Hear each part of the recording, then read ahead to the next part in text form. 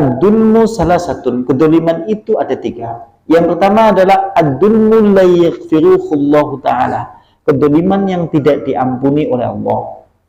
Yang kedua, ad-dulmu yaghfiruhullahu ta'ala, kedoliman yang diampuni oleh Allah. Yang ketiga, kedoliman la yadrukuhullahu ta'ala, kedoliman yang tidak ditinggalkan oleh Allah. Nah, maksud kedoliman yang tidak diampuni oleh Allah adalah syirik. Karena syirik itu adalah kedoliman yang paling besar. Karena Allah tidak mengampuni dosa syirik jika pelakunya telah meninggal membawa dosa syirik.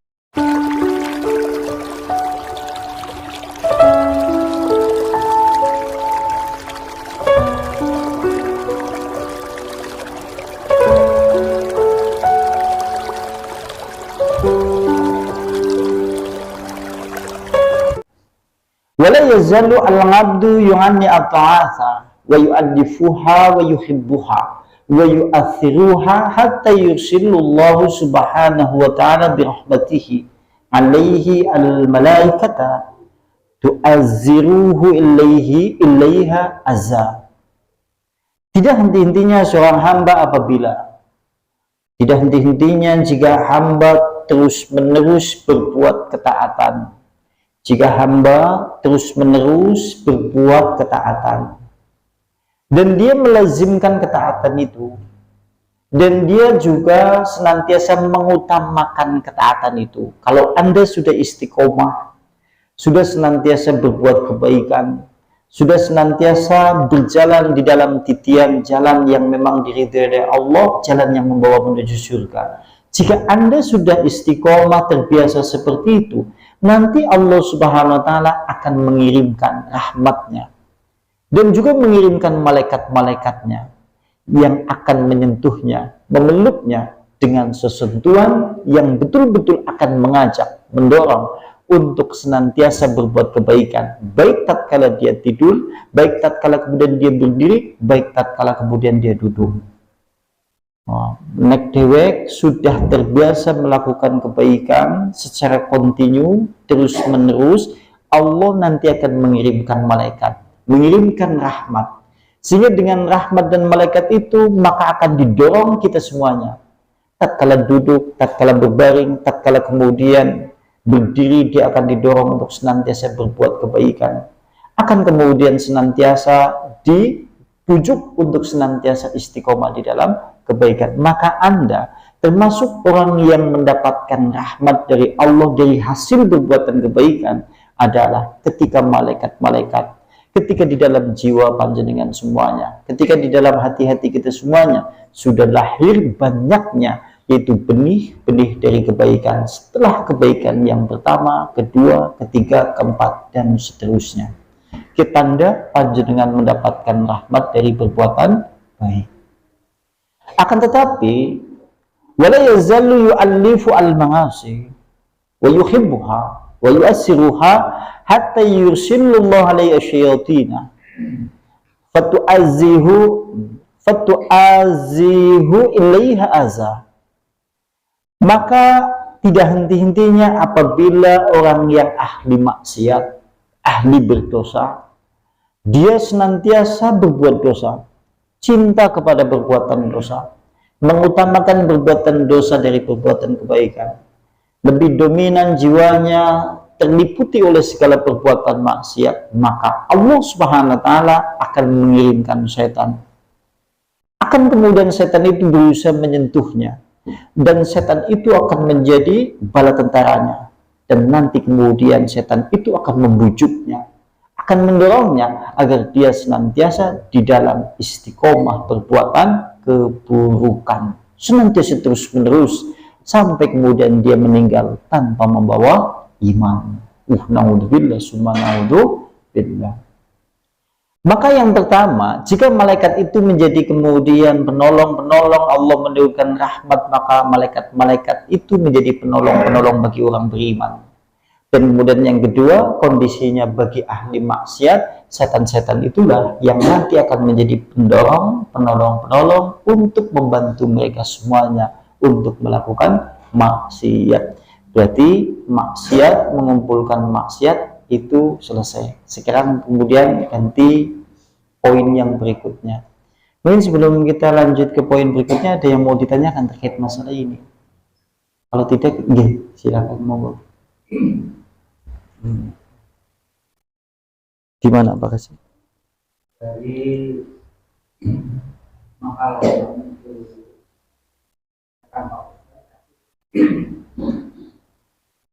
antara dosa dan pahala. Iya. Itu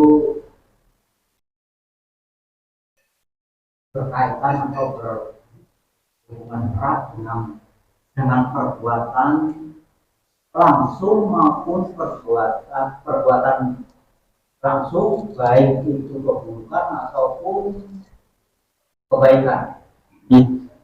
Apabila saya misalkan katakanlah saya langsung berbuat dolim kepada Allah, berarti langsung saya berbuat dosa kepada Allah. Akan tetapi seandainya aku menyakuti orang lain, otomatis dosa itu berhubungan dengan orang lain dulu. Mungkin Allah akan memberikan hadar kepada aku karena aku menyakiti orang lain. Itu sebaliknya, aku mendapatkan pahala mungkin karena aku misalkan berkaitan dengan sholat ataupun saya menolong orang lain gitu. Nah, itu jenis-jenis seperti itu kebaikan atau keburukan, dosa atau pahala yang itu sejenis begitu ya. Jadi tadi kan disinggung di awal bahwa perkataan sebagian ulama salaf bahwa merupakan dari siksa yaitu maksiat. Di antaranya adalah maksiat setelahnya. Siksa di sini kan ada dua. Ada siksa yang diberikan kepada hamba itu kelak menunggu tatkala dia di neraka. Otomatis tatkala dia berpulang kembali kepada Allah. Tapi ada maksiat buahnya merupakan juga siksa Allah. Di antaranya merupakan siksa Allah dari perbuatan maksiat yang langsung di dunia adalah yaitu maksiat setelah dia melakukan maksiat. Itu juga merupakan balasan dari perbuatan maksiat. Nah, adapun balasan azab Allah tunggu kelak yang ada di dalam neraka. Begitu juga sebaliknya, yaitu perbuatan baik juga sama. Pahala dari perbuatan baik adalah al-hasanatu ba'daha, perbuatan baik setelahnya. Maka balasan dari Allah dari perbuatan baik ada dua. Ada yang balasannya nanti surga setelah kita semuanya berpulang kembali kepada Allah. Tatkala kemudian kita dimasukkan ke dalam surga, itu balasan kebaikan. Tapi yang ada di dalam kehidupan dunia ada perbuatan kebaikan yang langsung dibalas pahalanya. Di antaranya adalah kebaikan tatkala berbuah dengan kebaikan lainnya. Bukankah yang namanya kebaikan tatkala membuahkan kebaikan itu merupakan pahala juga, karena itu nanti akan memudahkan manusia untuk mendapatkan surga yang penuh kenikmatan yang abadi. Maka adapun kedoliman sesama manusia, ini apabila kaitannya kedoliman manusia, ada hadis Rasulullah itu menyebutkan ad-dulmu salah satu, kedoliman itu tiga. Ad-dulmu salah satu, kedoliman itu ada tiga. Yang pertama adalah ad-dulmu la yaghfiruhullahu ta'ala, kedoliman yang tidak diampuni oleh Allah. Yang kedua, ad-dulmu yaghfiruhullahu ta'ala, kedoliman yang diampuni oleh Allah. Yang ketiga, kedoliman la yadrukuhullahu ta'ala, kedoliman yang tidak ditinggalkan oleh Allah. Nah, maksud kedoliman yang tidak diampuni oleh Allah adalah syirik. Karena syirik itu adalah kedoliman yang paling besar. Karena Allah tidak mengampuni dosa syirik jika pelakunya telah meninggal membawa dosa syirik. Kemudian yaitu kedoliman yang diampuni oleh Allah adalah kedoliman antara hamba dengan Allah. Contoh meninggalkan sholat, meninggalkan puasa. Ini kan kedoliman yang sifatnya langsung hubungannya dengan Allah, tidak ada kaitannya dengan manusia. Maka yang seperti ini jika kita bertobat kepada Allah, Allah mengampuni. Kalaupun tidak bertobat sekalipun, asal kita meninggal di atas tauhid, membawa iman, tapi membawa dosa-dosa itu, dulu pernah meninggalkan sholat, tapi selama di dunia belum bertobat, maka dosa-dosa itu urusan Allah. Jika Allah hendak mengampuni, diampuni. Jika Allah hendak mengazab, dia dimasukkan ke neraka, lantas kemudian dikeluarkan, dimasukkan ke surga. Tapi kedoliman yang ketiga, yaitu kedoliman yang tidak ditinggalkan oleh Allah. Maksudnya adalah kedoliman hamba dengan hamba. Ketika kedoliman hamba dengan hamba belum selesai di dunia, ketika kedoliman manusia dengan manusia belum selesai di dunia, maka oleh Allah kelak akan diadili tatkala di hari kiamat. Kalau suatu saat kemudian berhubungan dengan kedoliman, sekalipun hanya satu pukulan, satu tamparan, satu cubitan, atau berkenaan dengan harta benda, sekalipun satu perak, dua perak, kelak suatu saat kemudian akan diadili oleh Allah Subhanahu wa Ta'ala. Itu pada hari kiamat. Itu yang dimaksud dengan kedoliman yang tidak ditinggalkan oleh Allah. Makanya dalam hadis Nabi ada istilah muflis, orang yang bangkrut, gawa pahala sholat banyak, dia membawa pahala sedekah banyak, membawa pahala puasa banyak, tetapi membawa kedoliman antara manusia juga banyak, sehingga kemudian perbuatan dolimnya dengan manusia lainnya tatkala di dunia, orang-orang yang didolimi itu datang pada hari kiamat menuntut dia itu tanggung jawab, sehingga kemudian dia diambil kebaikannya. Setelah kebaikannya habis, ternyata masih ada orang yang didolimi. Lantas kemudian orang yang didolimi itu menimpakan keburukan. Lantas hamba itu dijebloskan ke dalam neraka. Naudzubillah summa naudzubillah. Kecenengannya kedoliman manusia dengan manusia. Makanya kalau suatu saat kita memiliki satu hal yang sifatnya dengan kedoliman manusia dengan manusia, cepat-cepat selesaikan selagi kita masih hidup di dalam kehidupan dunia. Karena oleh Allah tidak dibiarkan. Ya syukur dibiarkan, tetap akan diadili kelak. Sekalipun kalau di dunia ini belum selesai, besok akan diadili. Maka yang kami takutkan justru yang ketiga itu. Karena susah coba. Bayangkan saja, panjenengan dulu pernah nyolong entok, misal zaman nom, misal itu. Nyolong entok ping pitu menggone rumah salah seorang.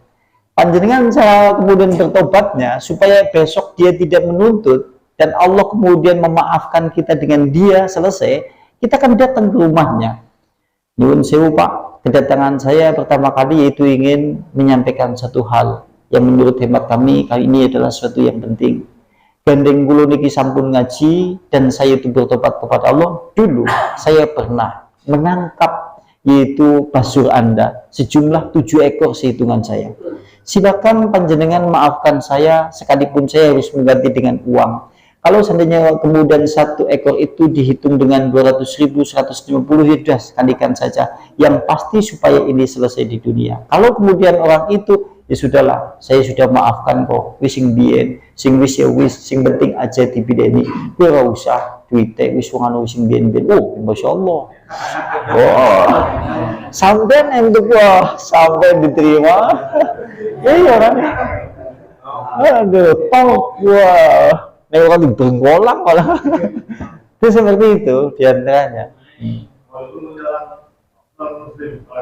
Iya, karena itu kan kalimatnya ad-dulmu la yadrukuhu, sekalipun kepada non-muslim.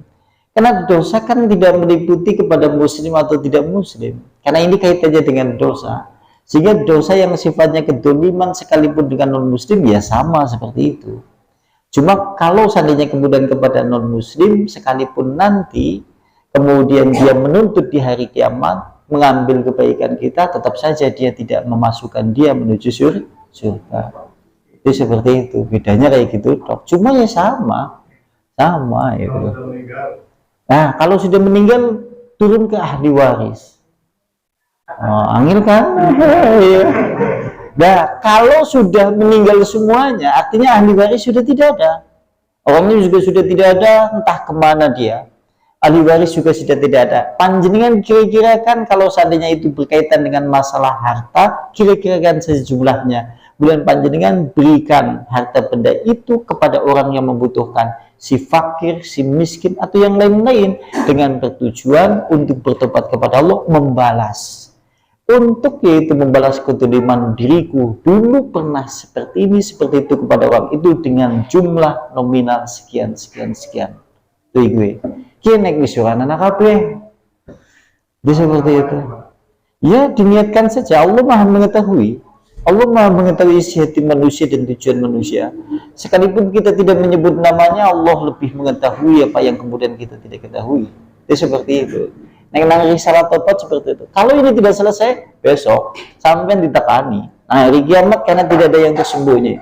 Oh, jebule sampean ning cokane nyolong ayamku nang dunya ben ya. Pantesan ayam bilang terus kula mentek sentek-entek itu seperti itu. Dan gimana ya?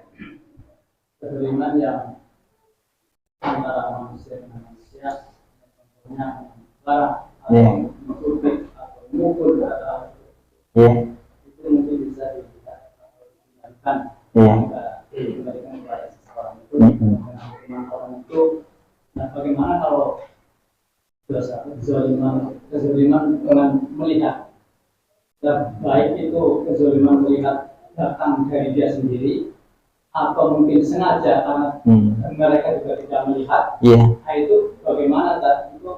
Bagaimana? Kalau melihat itu kedoliman urusan kita dengan Allah.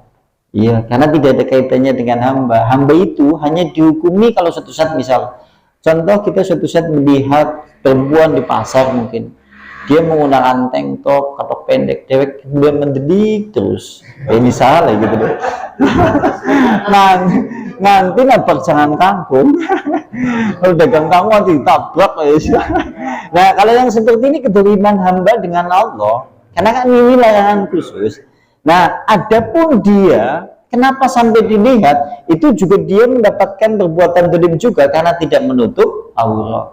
Dan kita berdosanya melihatnya. Itu seperti itu. Kalau itu namanya kedoliman hamba dengan Allah, kita cukup banyak astagfirullah, itu kepenak. Kecuali setelah Anda melihat,